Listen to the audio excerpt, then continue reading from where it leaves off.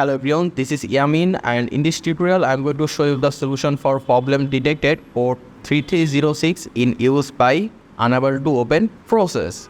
So for it, here you can see MySQL. So over here for the MySQL you need to click on config, and once you click config you will see my.ini.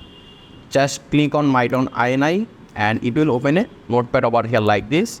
So here you need to search for port number 3306. So you can just search here Ctrl F, then write 3306, then press enter, and it will find your port number. So instead of 3306, we are going to say here 3307.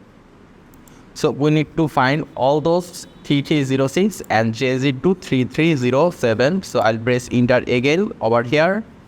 And okay, by default we don't need to change it, but we'll just do it. There is one more, let's say 3307, and I think this will be the last one. Let me check. Okay, there is no more.